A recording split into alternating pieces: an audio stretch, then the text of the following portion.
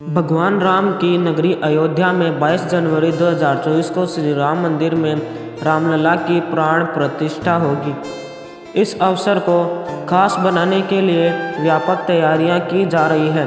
मंदिर के उद्घाटन के साथ ही अयोध्या में बना राम मंदिर भारत समेत दुनिया भर में फैले हिंदुओं के लिए आस्था का बड़ा केंद्र बनकर उभरेगा। आज जो भव्य राम मंदिर आकार ले रहा है, उसके पीछे दशकों तक चली लंबी कानूनी लड़ाई है। अयोध्या में राम मंदिर निर्माण का सफर काफ़ी चुनौतियों भरा रहा है। बाबरी विवाद, अदालतों में चली लंबी लड़ाई और फिर शीर्ष अदालत के फैसले के बाद मंदिर का निर्माण शुरू होना। अब देशवासियों को इंतज़ार है तो 22 जनवरी 2024 का। आइए अब आपको इतिहास में लेकर चलते हैं। किस्सा 1526 से शुरू होता है। ये वो साल था जब मुग़ल शासक बाबर भारत आया। 2 साल बाद बाबर के सूबेदार मीरबाकी ने अयोध्या में एक मस्जिद बनवाई। यह मस्जिद उसी जगह बनी जहां भगवान राम का जन्म हुआ था। बाबर के सम्मान में मीर बाकी ने इस मस्जिद का नाम बाबरी मस्जिद रखा। ये वो दौर था जब मुग़ल शासक पूरे देश में फैल रहा था। मुग़लों और नवाबों के शासन के दौरान 1528 से 1853 तक इस मामले में हिंदू बहुत मुखर नहीं हो पाए। 19वीं सदी में मुग़लों और नवाबों का शासन कमज़ोर पड़ने लगा। अंग्रेज हुकूमत प्रभावी हो चुकी थी। इस दौर में ही हिंदुओं ने यह मामला उठाया और कहा कि भगवान राम के जन्म स्थान मंदिर को तोड़कर मस्जिद बना ली गई। इसके बाद से रामलला के जन्म स्थल को वापस पाने की लड़ाई शुरू हुई। बाबरी मस्जिद बनने के 330 साल बाद शुरू हुई पहली FIR। मीर बाकी के मस्जिद बनाने के 330 साल बाद 1858 में लड़ाई कानूनी हो गई, जब पहली बार परिसर में हवन पूजन करने पर एक FIR हुई। अयोध्या रिविजिटेड किताब के मुताबिक 1 दिसंबर 1858 को अवध के थानेदार शीतल दुबे ने अपनी रिपोर्ट में बताया कि परिसर में चबूतरा बना है। ये पहला कानूनी दस्तावेज है जिसमें परिसर के अंदर राम के प्रतीक होने के प्रमाण हैं। इसके बाद तारों की एक बाड़ खड़ी कर विवादित भूमि के आंतरिक और बाहरी परिसर में मुस्लिमों और हिंदुओं को अलग अलग पूजा और नमाज की इजाज़त दी गई। जब अदालत पहुंची राम के लिए पक्के घर की बात, 1858 में हुई घटना के 27 साल बाद 1885 में राम जन्मभूमि के लिए लड़ाई अदालत पहुंची। जब निर्मोही अखाड़े के महंत रघुवर दास ने फैजाबाद के न्यायालय में स्वामित्व को लेकर दीवानी मुकदमा दायर किया। दास ने बाबरी ढांचे के बाहरी आंगन में स्थित राम चबूतरे पर बने अस्थायी मंदिर को पक्का बनाने और छत डालने की मांग की। जज ने फैसला सुनाया कि वहां हिंदुओं को पूजा अर्चना का अधिकार है, लेकिन वे जिलाधिकारी के फैसले के खिलाफ मंदिर को पक्का बनाने और छत डालने की अनुमति नहीं दे सकते।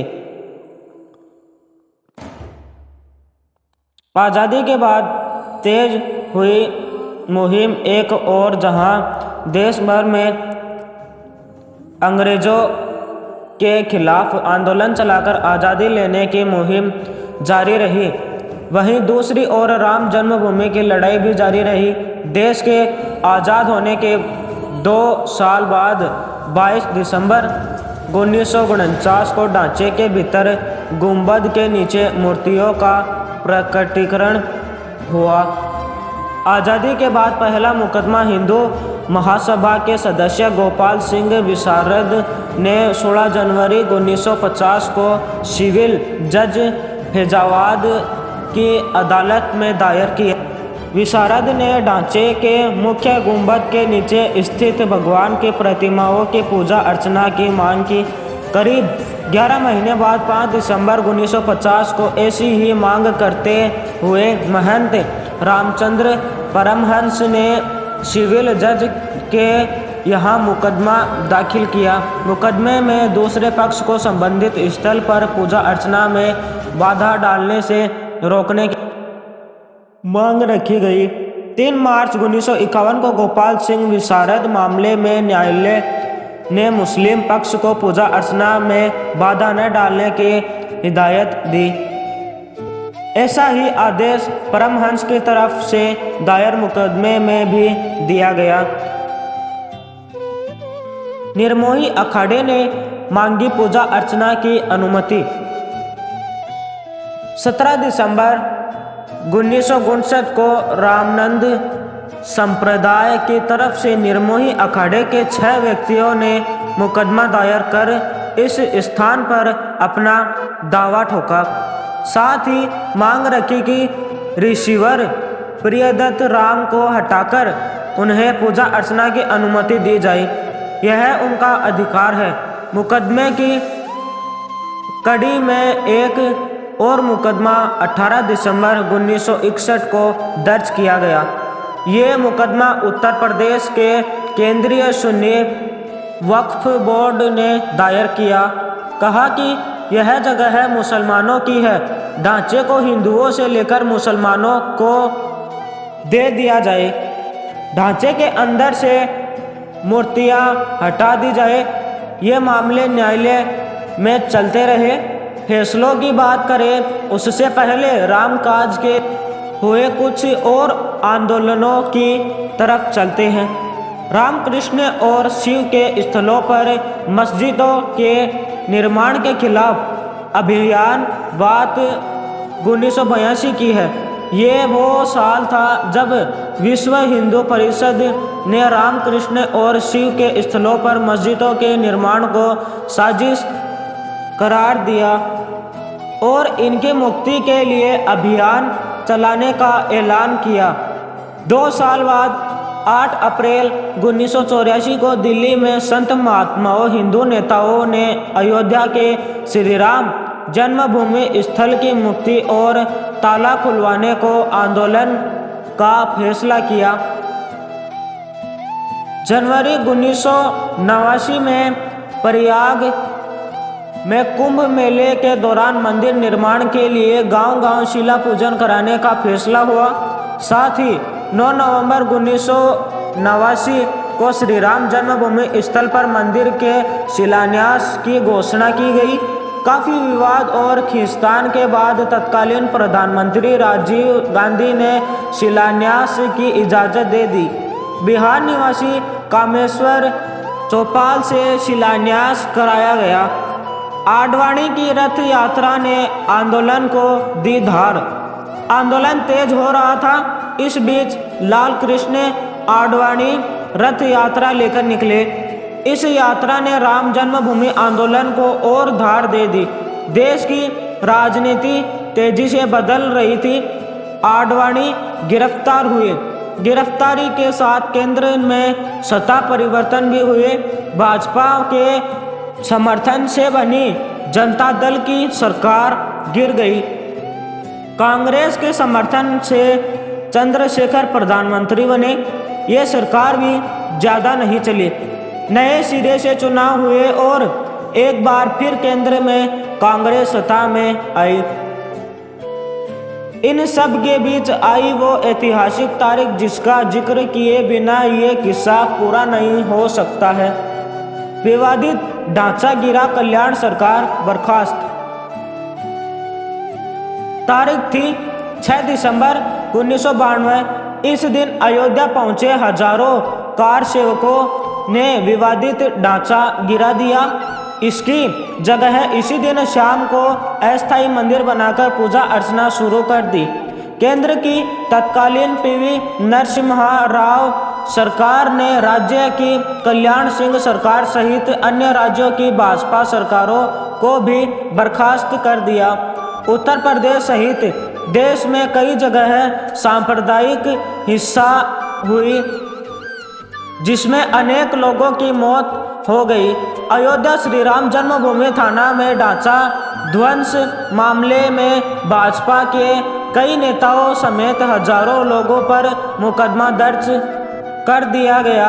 इसके साथ ही रामकाज की कानूनी लड़ाई में मुकदमों की संख्या में और इजाफा होने लगा। जब कोर्ट में लगी याचिका में कहा गया भगवान भूखे हैं, राम भोग की अनुमति दी जाए।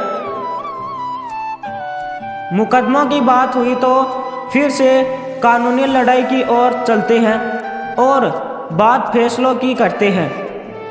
एक फैसला 1 फरवरी 1986 को आया जब फैजाबाद के जिला न्यायाधीश के एम पांडेय ने स्थानीय अधिवक्ता उमेश पांडेय की अर्जी पर इस स्थल का ताला खोलने का आदेश दे दिया। फैसले के खिलाफ इलाहाबाद उच्च न्यायालय की लखनऊ खंडपीठ में दायर अपील खारिज हो गई। बाबरी ढहाए जाने के 2 दिन बाद 8 दिसंबर 1992 को अयोध्या में कर्फ्यू लगा था। वकील हरिशंकर जैन ने उच्च न्यायालय की लखनऊ खंडपीठ में गुहार लगाई कि भगवान भूखे हैं, राम भोग की अनुमति दी जाए। करीब 25 दिन बाद 1 जनवरी 1993 को न्यायाधीश हरिनाथ तिलहरी ने दर्शन पूजन की अनुमति दे दी।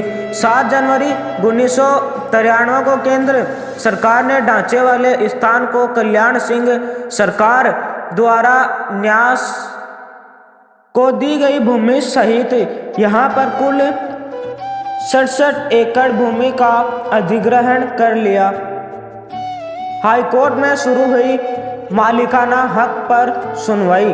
अप्रैल 2002 में उच्च न्यायालय की लखनऊ खंडपीठ ने विवादित स्थल का मालिकाना हक तय करने के लिए सुनवाई शुरू हुई। उच्च न्यायालय ने 5 मार्च 2003 को भारतीय पुरातत्व सर्वेक्षण को संबंधित स्थल पर खुदाई का निर्देश दिया। 22 अगस्त 2003 को भारतीय पुरातत्व सर्वेक्षण ने न्यायालय को रिपोर्ट सौंपी।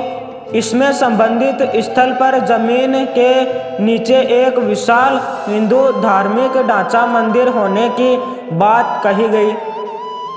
इलाहाबाद उच्च न्यायालय ने दिया ऐतिहासिक फैसला। 30 सितंबर 2010 को इलाहाबाद उच्च न्यायालय ने इस स्थल को तीनों पक्षों श्री राम लला विराजमान निर्मोही अखाड़ा और सुन्नी सेंट्रल वक्फ बोर्ड में बराबर बराबर बांटने का आदेश दिया। न्यायाधीशों ने बीच वाले गुंबद के नीचे जहां मूर्तियां थी उसे जन्म स्थान माना। इसके बाद मामला सर्वोच्च न्यायालय पहुंचा। 21 मार्च 2017 को सर्वोच्च न्यायालय ने मध्यस्थता से मामले सुलझाने की पेशकश की। यह भी कहा कि दोनों पक्ष राजी हो तो वह भी इसके लिए तैयार है। सुप्रीम फैसले ने साफ किया मंदिर निर्माण का रास्ता। 6 अगस्त 2019 को सर्वोच्च न्यायालय ने प्रतिदिन सुनवाई शुरू की। 16 अक्टूबर 2019 को सर्वोच्च न्यायालय में सुनवाई पूरी हुआ और कोर्ट ने फैसला सुरक्षित रख लिया। इससे पहले 40 दिन तक लगातार सुप्रीम कोर्ट में सुनवाई हुई। 9 नवंबर 2019 को 134 साल से चली आ रही लड़ाई में अब वक्त था अंतिम फैसले का। 9 नवंबर 2019 को सर्वोच्च न्यायालय ने संबंधित स्थल को श्री राम जन्मभूमि माना और 2.77 एकड़ भूमि रामलला के स्वामित्व की मानी। वहीं निर्मोही अखाड़ा और सुन्नी वक्फ बोर्ड के दावों को खारिज कर दिया गया। इसके साथ ही कोर्ट ने निर्देश दिया कि मंदिर निर्माण के लिए केंद्र सरकार 3 महीने में ट्रस्ट बनाए और ट्रस्ट निर्मोही अखाड़े के एक प्रतिनिधि को शामिल करे। इसके अलावा यह भी आदेश दिया कि उत्तर प्रदेश की सरकार मुस्लिम पक्ष को वैकल्पिक रूप से मस्जिद बनाने के लिए 5 एकड़ भूमि किसी उपयुक्त स्थान पर उपलब्ध कराए। 2020 में आधारशिला, अब प्राण प्रतिष्ठा की बारी। इसी के साथ दशकों से चली आ रही लंबी कानूनी लड़ाई समाप्त हो गई। अब बारी थी निर्माण की। 5 फरवरी 2020 को प्रधानमंत्री नरेंद्र मोदी ने अयोध्या में मंदिर निर्माण के लिए राम जन्मभूमि तीर्थ क्षेत्र ट्रस्ट की घोषणा की। ठीक 6 महीने बाद 5 अगस्त 2020 को अयोध्या में राम मंदिर की आधारशिला रखी गई, जिसमें पीएम मोदी शामिल हुए। अब 22 जनवरी 2024 को मंदिर में भगवान राम की प्राण प्रतिष्ठा होगी, जिसके बाद मंदिर लोगों के लिए खुल जाएगा। जय श्री राम। वीडियो अच्छा लगा हो तो लाइक करें, सब्सक्राइब करें और अपने दोस्तों में शेयर करें।